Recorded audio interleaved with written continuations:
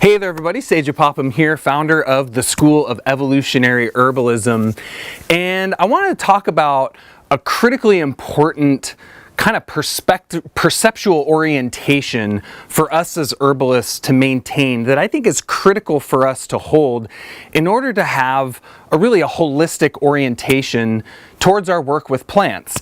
And this is really, I was about to say the concept, but it's really, to me, the truth that we are nature, right? Our bodies are of nature, and the plants that we work with are of nature too.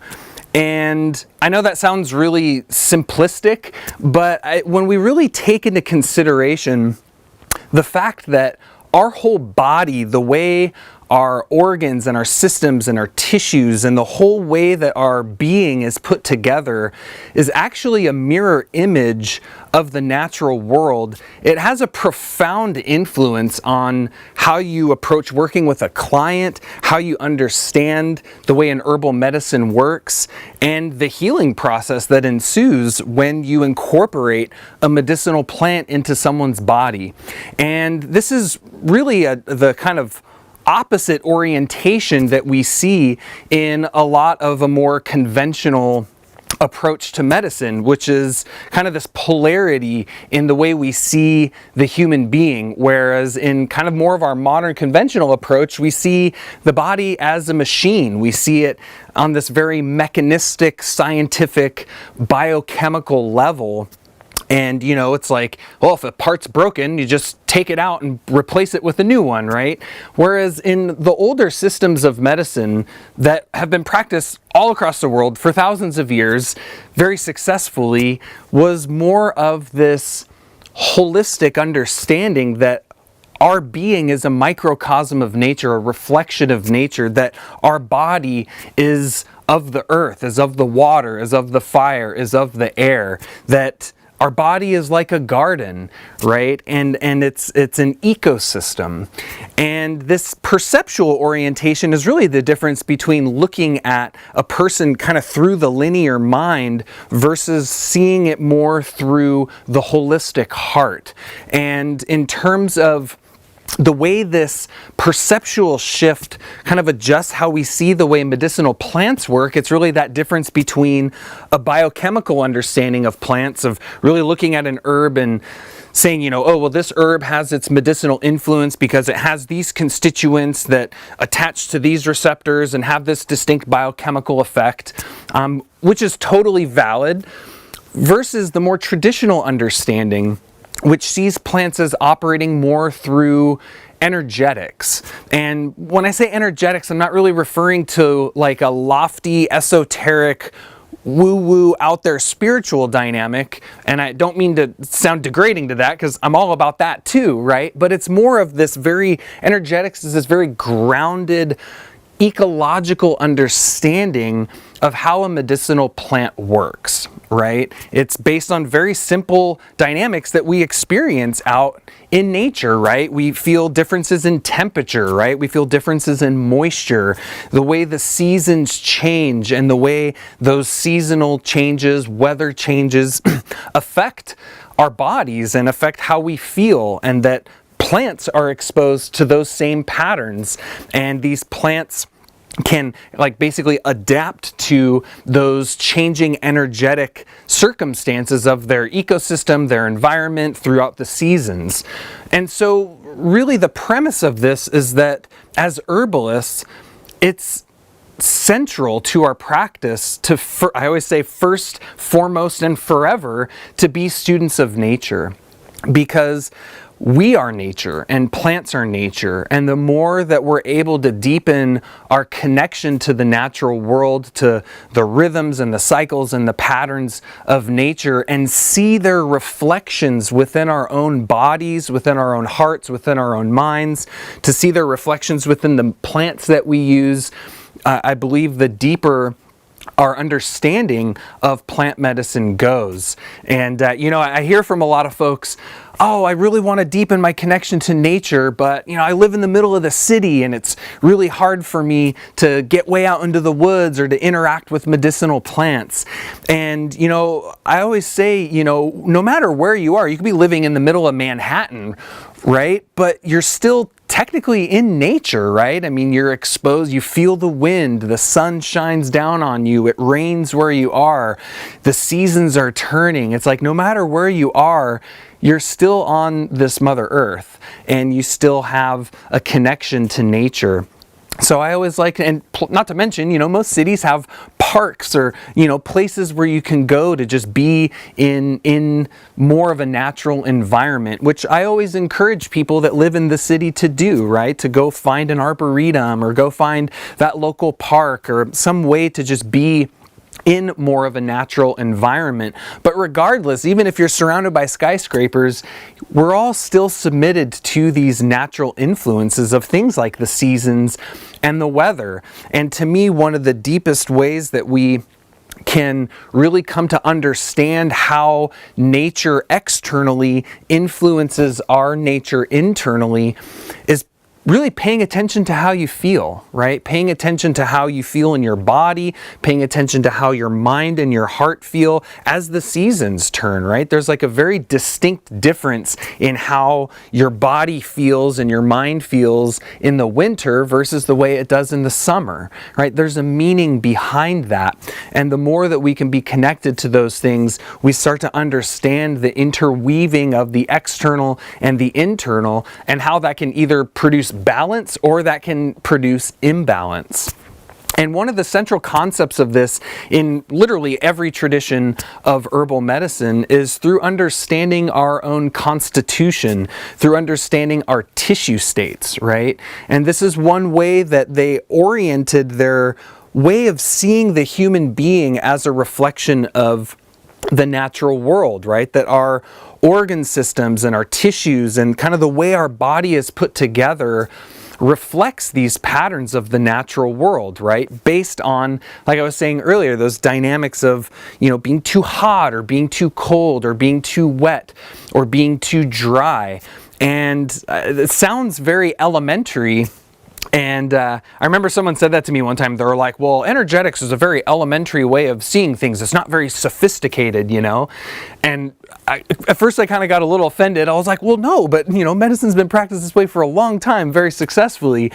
But I realized, elementary, yeah, it is elementary in the sense that it's composed of the elements, right? Of earth and water and fire and air, these fundamental elements that feed all of life.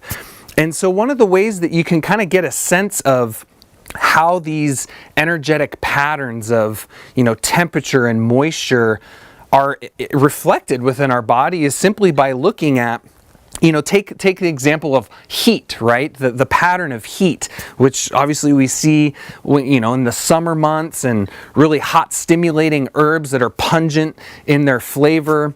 For example, if you go for a long run, right? You exercise, really vigorous exercise, right? Your body temperature goes up, your heart rate increases, your skin flushes red, you start sweating, right? These are all ways of seeing that pattern of heat within your body, right? It's influencing certain organ systems. It's shunting the flow of your blood. It's changing your whole physiological being, right?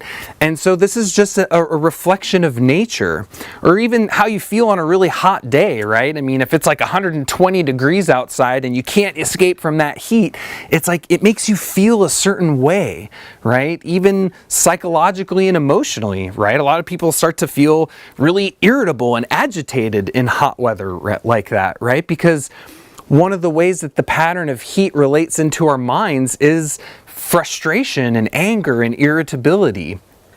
So we can start to look at nature, right? And studying nature and seeing how everything that we see in the natural world is imprinted into our body, right? Rivers that flow across the earth are flowing through our vasculature. The ocean is like a mirror of our lymphatic system and its cleansing properties. You know, the mountains and the stones are like the fixed elements of our bones. We see our organ systems directly in the natural world.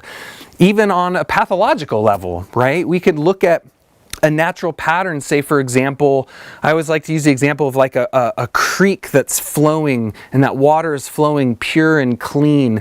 And then if that water starts to slow down and stagnate and kind of spread out, and then that water turns into this kind of marshy, swampy bog, right? And now there's all these bugs and mosquitoes, and you know, typically you find water like that, it's not usually the best water to drink because there's a lot of bacteria and things like that that are flourishing in that environment.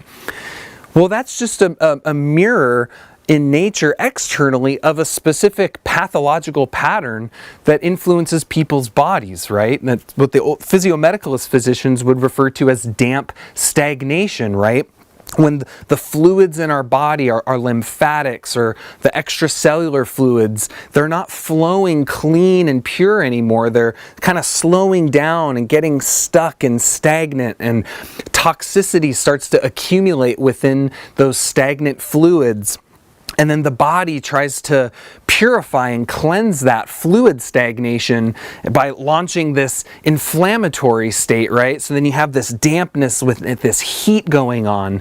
And we see that in patterns like a really hot, inflamed, weeping eczema, or a puffy, swollen, arthritic joint, or people that are really prone to infections, right? Maybe they get that damp, wet, mucusy cough in the respiratory infection, right? It's a reflection of this natural pattern in nature.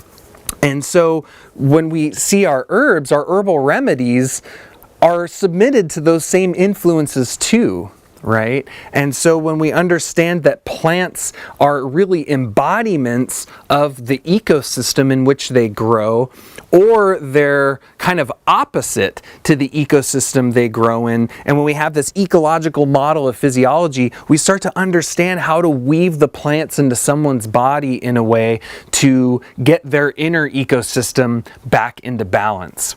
You know, a really good example of that is aloe vera, right? If you think of aloe vera, it's this succulent, juicy, demulcent, moistening plant that soothes and cools heat and inflammation and dryness in the body. But where does it grow, right? It likes to grow in the desert. It likes really hot, dry environments. So it's like aloe vera grows in an ecosystem that is a mirror image of the ecosystem within our body that plant treats.